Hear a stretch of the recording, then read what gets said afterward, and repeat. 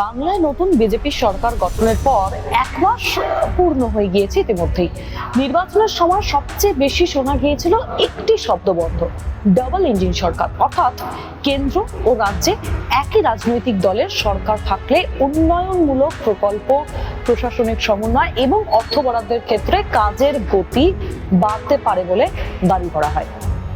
তাহলে মুখ্যমন্ত্রী শুভেন্দু অধিকারীর নেতৃত্বাধীন নতুন সরকারের প্রথম দিনে ঠিক কি কি গুরুত্বপূর্ণ পদক্ষেপ সামনে এসেছে সেই নিয়ে আমরা আলোচনা করব। সাধারণ মানুষের জন্য কোন বিষয়গুলি সব থেকে বেশি আলোচনায় রয়েছে, আমরা এই শুরুতেই যে বিষয়ে সহজভাবে বোঝার চেষ্টা করব তা হলো যে ডাবল ইঞ্জিন সরকার আসার এই 30 দিন কাটার পরে সবচেয়ে গুরুত্বপূর্ণ নিঃসন্দেহে তা হলো আয়ুষ্মান ভারত প্রকল্প। দীর্ঘদিন ধরে পশ্চিমবঙ্গে এই কেন্দ্রীয় স্বাস্থ্য প্রকল্প চালু কিন্তু ছিল না। রাজ্যে তার বদলে স্বাস্থ্যসাথী প্রকল্প সেটা কার্যকর ছিল এবং এখন কিন্তু নতুন সরকার দায়িত্ব নেওয়ার পর কেন্দ্রীয় ও রাজ্যের সমন্বয়ে নতুন করে আয়ুষ্মান ভারত প্রকল্প চালুর সিদ্ধান্ত নেওয়া হয়েছে। সরকারি তথ্য অনুযায়ী এর ফলে রাজ্যের প্রায় 6.5 কোটি মানুষ সুবিধা পেতে পারেন এবং এই আয়ুষ্মান ভারত প্রকল্পের মূল উদ্দেশ্যই হলো বড় চিকিৎসার খরচের ক্ষেত্রে আর্থিক সুরক্ষা দেওয়া। তালিকাভুক্ত সরকারি এবং বেসরকারি হাসপাতালে চিকিৎসার সুযোগ পাওয়া, এই ক্ষেত্রে কিন্তু সেই সমস্ত কিছু পাওয়া যাবে। বিশেষ করে যাদের ব্যয়বহুল চিকিৎসার প্রয়োজন হয় তাদের জন্য এই আয়ুষ্মান প্রকল্প কিন্তু ভীষণভাবে গুরুত্বপূর্ণ হতে পারে। আবার অনেকেই মনে করছেন যে জাতীয় স্তরে এই স্বাস্থ্য প্রকল্প চালু হওয়ার ফলে রাজ্যের মানুষ দেশের বিভিন্ন প্রান্তের তালিকাভুক্ত হাসপাতালেও চিকিৎসার সুযোগ আরো সহজে পেতে পারে। তবে বাস্তবে এই যে সুবিধা তা কতটা দ্রুত মানুষের কাছে পৌঁছচ্ছে এখন সেটাই দেখার বিষয় থাকবে। তবে নতুন সরকার দায়িত্ব নেওয়ার পর থেকেই কিন্তু কেন্দ্রের সঙ্গে প্রশাসনিক সমন্বয় বৃদ্ধি পাওয়া নিয়ে আলোচনা শুরু হয়ে গিয়েছে।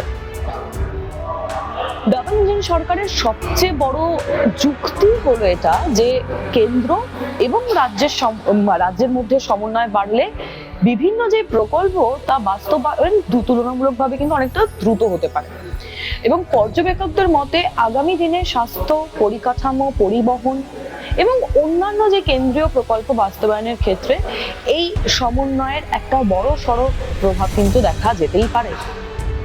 তবে এর প্রকৃত ফলাফল মূল্যায়ন করতে কিন্তু আরো বেশ কিছুটা সময় লাগবে এবং এই নতুন সরকার দায়িত্ব নেওয়ার পরে আমরা দেখতে পাচ্ছি যে রাজ্যের পরিকাঠামো উন্নয়ন নিয়েও কিন্তু ইতিমধ্যেই ভীষণভাবে আলোচনা শুরু হয়ে গিয়েছে। রেল, সড়কপথ এবং শহর উন্নয়ন, যোগাযোগ ব্যবস্থার বিভিন্ন ক্ষেত্রে কেন্দ্রের সহযোগিতায় নতুন নতুন উদ্যোগের সম্ভাবনা নিয়ে কিন্তু রাজনৈতিক মহলে বেশ শোরগোল পড়ে গিয়েছে ইতিমধ্যেই। সরকারি মহলের বক্তব্য, উন্নয়নমূলক প্রকল্পগুলিকে যদি দ্রুত এগিয়ে নিয়ে যাওয়া যায় সেটার উপরেই কিন্তু এখন বর্তমানে জোর দেওয়া হচ্ছে ভীষণভাবে। তবে এই মুহূর্তে অনেক ক্ষেত্রেই এই বিষয়গুলি পরিকল্পনা এবং প্রাথমিক আলোচনার পর্যায়েই কিন্তু রয়েছে। আর ঠিক সেই কারণেই বাস্তবে কতগুলি প্রকল্প শুরু করা যাবে এবং সাধারণ মানুষ সেক্ষেত্রে কতটা সুবিধা পাবে সেটাই কিন্তু আগামী দিনের জন্য গুরুত্বপূর্ণ বিষয় হয়ে উঠছে। যে কোনো নতুন সরকারের সামনেই কিন্তু সবথেকে বড় চ্যালেঞ্জগুলির মধ্যে একটি হলো কর্মসংস্থান তৈরি করা।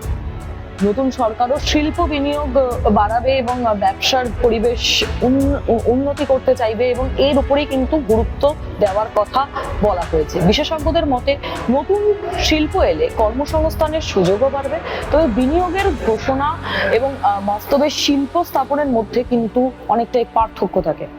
তাই এই ক্ষেত্রে এই দীর্ঘমেয়াদী ফলাফল কতটা হবে এবং প্রকৃত মানুষের পক্ষে সেটা মূল্যায়ন করা সম্ভব হবে কিনা সেটা কিন্তু অবশ্যই সময়ের উপরেই। এবং স্বাস্থ্য পরিষেবার পাশাপাশি কৃষক এবং সাধারণ মানুষের জন্য বিভিন্ন কেন্দ্রীয় রাজ্য প্রকল্প বাস্তবায়নের বিষয়টিও কিন্তু আলোচনায় রয়েছে এবং বিভিন্ন প্রকল্পের সুবিধা যাতে খুবই দ্রুত মানুষের কাছে পৌঁছে দেওয়া যেতে পারে এবং এই যে প্রশাসনিক প্রক্রিয়া যার জালেই বেশিরভাগ মানুষের অনেকটা সময় লেগে যায় সেটা সহজ করার উপরে কিন্তু ভীষণভাবে জোর দেওয়া হচ্ছে বলে সরকারি মহলের দাবি।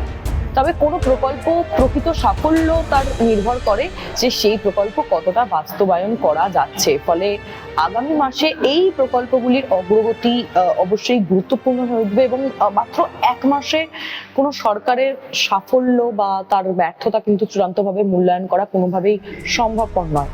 কারণ একটা প্রপার সরকার গঠন হতে কিন্তু অনেকটাই সময় লেগে যায়, প্রশাসনিক সিদ্ধান্ত সেটা বাস্তবে কার্যকর হতে অনেকটাই সময় লেগে যায়।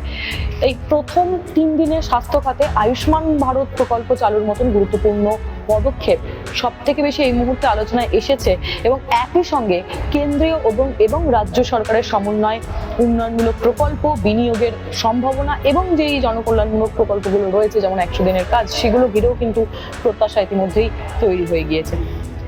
সবশেষে সব মিলিয়ে কিন্তু বলাই যায় যে বাংলায় নতুন সরকার প্রথম এই যে 30 দিন তার কাটলো, সবচেয়ে বড় আলোচনার বিষয় যেটা ছিল এবং মানুষের কাছে সব থেকে বেশি প্রায়োরিটি পেয়েছিল তা হলো আয়ুষ্মান ভারত এবং অন্নপূর্ণা ভান্ডার এবং কেন্দ্রের এবং রাজ্যের সমন্বয় আরও যে বিষয়গুলো রয়েছে।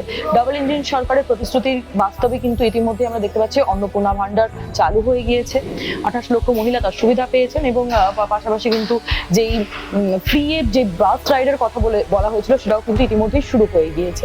এবং এটাই এখন দেখার যে এই যে প্রকল্পগুলো সেগুলো আগামী দিনে সবচেয়ে বড় পরীক্ষা, যে এই আগামী কয়েক মাসে কিন্তু বলে দেবে যে এই যে প্রকল্পগুলো তা বাংলার যে নতুন সরকারের এই প্রথম দিনে নেওয়া যে প্রকল্পগুলো সেগুলোই কিন্তু সব থেকে বড় চ্যালেঞ্জ একদম শুরু থেকে ছিল। আমরা দেখেছি যে ভোটের প্রচারের সময় কিন্তু এইগুলো নিয়ে ভীষণভাবে কথা হয়েছিল এবং ডাবল ইঞ্জিন সরকারের প্রতিশ্রুতি সেগুলো বাস্তবে কতটা কার্যকর হচ্ছে, উন্নয়নমূলক প্রকল্প কতটা দ্রুত এগোচ্ছে এবং সাধারণ মানুষের জীবনে তার ঠিক কতটা প্রভাব পড়ছে, সেটাই কিন্তু এখন আগামী দিনের সব থেকে বড় গুরুত্বপূর্ণ বিষয়।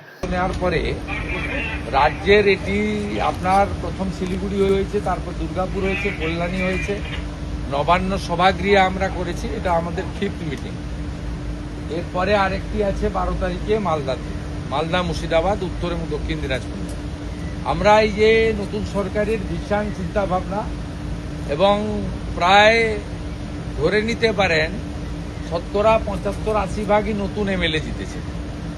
প্র্যাকটিক্যালি নিচের তলায় কাজ বিডিওরা করেন, ওসিআইসিরা করেন, বিভিন্ন লাইং ডিপার্টমেন্ট করেন, ডিস্ট্রিক্ট ম্যাজিস্ট্রেটরা নেতৃত্ব দেন, এসপিরা ল অ্যান্ড অর্ডার দেখেন, এডিএম জেলা পরিষদ তিনি ডেভেলপমেন্টটাকে দেখেন, বিভিন্ন পুরসভায় যারা চিফ এক্সিকিউটিভ অফিসার আছেন, বিভিন্ন ডেভেলপমেন্ট অথরিটিতে যারা সিও কমিশনার আছেন তারা দেখেন।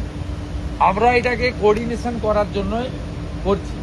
এখন ন্যাচারালি আজকে এখানে 35 জন এমএলএকে আমরা ডেকেছিলাম, সেই এমএলএরা 35 জনই উপস্থিত ছিলেন, ইনক্লুডিং মিনিস্টার্স। 35 জনই এসেছিলেন, তাদের মধ্যে 33 জন আমি যে পার্টি থেকে চিফ মিনিস্টার সেই পার্টির ছিল, অপোজিশনেরও 2 জন তারা ছিল। কারণ আমরা প্রথম থেকেই এমএলএ মিনস এমএলএ, এমপিদেরও ডেকেছি। এখানে 4-5 জন এমএলএর মধ্যে আনডিভাইডেড মিদনাপুরে 4 জন এমপি ছিলেন এবং একটা অপোজিশনের এমপি তো বলেই ফেললেন যে আপনারা আমাদের স্বাধীনতা দিয়েছেন কথা বলার, আপনি তাই আমি মন খুলে আজকে ডেভেলপমেন্ট ওরিয়েন্টেডই বলেছেন, খুব ভালো ভালো প্রপোজাল দিয়েছেন। ন্যাচারালি আমরা এই বন্ডিংটা তৈরি করতে চাইছি। নির্বাচনের সময় রাজনীতি হবে, সারা বছর কাজ করতে হবে। আমরা অনেক পিছিয়ে গেছি পশ্চিমবঙ্গে, কেন্দ্রীয় সরকারের নানা উন্নয়নমূলক কাজ থেকে পিছিয়ে গেছি, আমাদের নানা পরিকাঠামোগত উন্নয়ন থেকে পিছিয়ে গেছি, মানুষের মূল সুযোগ সুবিধা থেকে পিছিয়ে গেছি। থানাগুলো পার্টি অফিসে পরিণত হয়েছিল, পঞ্চায়েত অফিসগুলো কাটমানি কালেকশন সেন্টার হয়ে গেছিল, পৌরসভার কাজে কাউকে বিল্ডিং প্ল্যান নেওয়ার দরকার ছিল না যদি কাউন্সিলরকে বা নেতাদেরকে টাকা দিত। এই যে সম্পূর্ণ একটা ডিজাস্টার হয়েছিল গভর্নেন্সে, সেই জায়গাটা থেকে আমরা বের করে আনতে চাইছি যে আইনের শাসন করতে হবে, শাসকের আইন। আমাদের ভালো মিটিং হয়েছে, প্রায় লং 11:40 থেকে 3টে পর্যন্ত মিটিং হয়েছে এবং যেটা বলে আমি শেষ করব, এই ধরনের অ্যাডমিনিস্ট্রেটিভ মিটিং বিগত সরকারও করেছেন। এক একটা মিটিংয়ে 5 কোটি টাকা খরচ হয়েছে এবং কলকাতা থেকে ডুমুরজলা থেকে এখানে হেলিকপ্টার ব্যবহার করা হয়েছে। হেলিকপ্টারে ফুয়েলের রেট আপনি জানেন কত বেশি। আমাদের এই মিটিংটা যদি ডিএমকে দিয়ে আমি ক্যালকুলেশন করে জানতে চাই যে একটু মিনিমাম আপ্যায়ন, একটু মিনিমাম ব্যবস্থাপনা, মিনিমাম, তাহলে দেখবেন এটা মানে 5 লাখই হয়তো ক্রস করবে। গোটা রাজ্য থেকে 7-8 হাজার করে পুলিশ আনতে হতো। আগের দিন থেকে বিভিন্ন কলেজ, স্কুল পুলিশে ভর্তি হয়ে যেত। তাদের ট্রান্সপোর্টেশন, তাদের ফুড সব মিলিয়ে এই টাকাগুলো থাকলে কিছু স্ক্যান মেশিন, কিছু এক্সরে মেশিন রুরাল হেলথ সেন্টারে করা যায়। আমাদের চলার পথ পুরোটাই for the people, by the people, of the people. এই সরকার প্রো পিপল, মানুষের জন্য যা কারণ করবে, আমাদের নিজেদের কিছু কোনো এজেন্ডা নেই।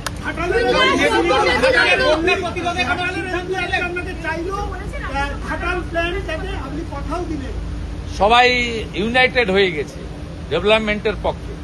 যারা ডেভেলপমেন্টের বাইরে থাকবে তারা বিচ্ছিন্ন হয়ে যাবে। আমি তো বলছি, ঘাটালের এমপি তিনি একটা কথাই বলেছেন যে ঘাটাল মাস্টার প্ল্যান আমার কমিটমেন্ট ছিল। আমি ওনাকে বলেছি যে ঘাটাল মাস্টার প্ল্যান ইলেকশনে আমাদেরও কমিটমেন্ট ছিল।